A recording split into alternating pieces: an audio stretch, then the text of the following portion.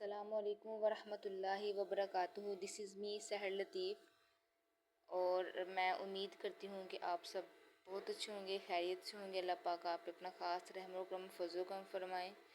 और आज का जो मेरा टॉपिक है वो है बायोडाइवर्सिटी कंजर्वेशन के रिलेटेड टॉपिक है। तो जो biodiversity mean bio mean life and diversity mean kinds. तो different living organisms in an ecosystem including like species, genetic diversity, ecological diversity is called biodiversity. तो जो मेरा आज का टॉपिक है बायोडाइवर्सिटी के रिलेटेड वो है जी इसमें हैबिटेट लॉस का।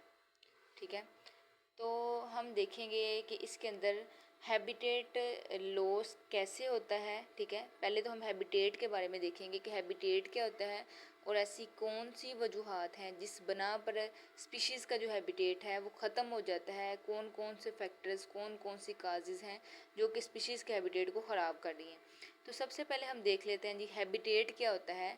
तो मैं आपको हैबिटेट के बारे में बताती चलूँ तो यही जो बायोडाइवर्सिटी कंजर्वेशन की बुक है इसमें चैप्टर नंबर 2 में ही लिखा हुआ है कि the physical environment in which a species live is refer to as habitat.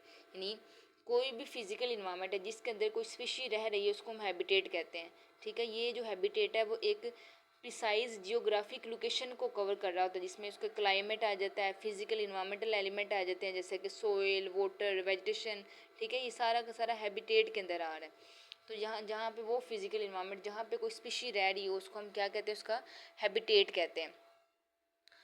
उसके बाद अगर हम इसमें देखें हैबिटेट लॉस के बारे में, तो वैसे तो बहुत से फैक्टर हैं जो कि हैबिटेट को ख़राब कर रहे हैं, लेकिन जो सबसे लीडिंग वाला सबसे ऊपर है वो है human activities such as deforestation, agriculture, urbanisation and mining disturb natural ecosystem such as forest, wetland, grassland and coral reef.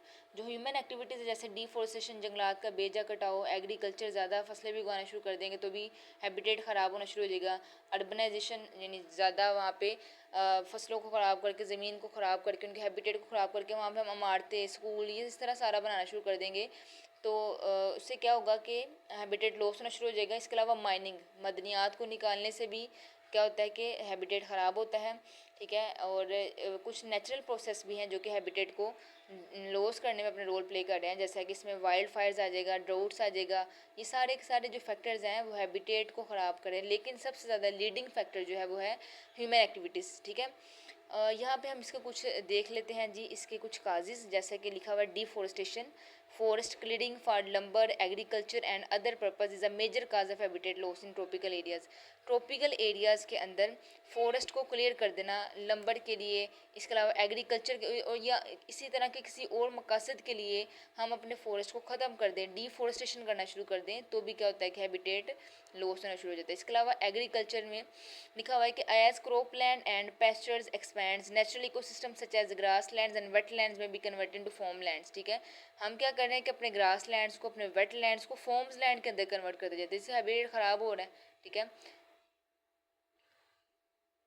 इसके अलावा इसमें अर्बनाइजेशन के बारे में देखें, as cities and town grow natural habitat में भी convert into build up area such as housing developments and shopping malls. ठीक है, यानी हम क्या करें, अर्बनाइजेशन को डेवलपमेंट में सिटीज़ को डेवलप करते जा रहे हैं, टाउन्स बनाते जा रहे हैं, जिससे नेचुरल हैबिटेट हमारा एक बिल्डअप एरिया के अंदर कन्वर्ट होता जा रहा है, हाउसिंग डेवलपमेंट बनती जा रही है, शॉपिंग मॉल बनते जा रहे हैं और नेचुरल हैबिटेट लो स्पीशीज़ का ख़त्म होता जा रहा है। इसके अलावा इंफ्रास्ट्रक्चर डेवलपमेंट में आ जाता है जी, infrastructure development can result in the fragmentation and destruction of natural ecosystem due to construction of highway, dams and other infrastructure development.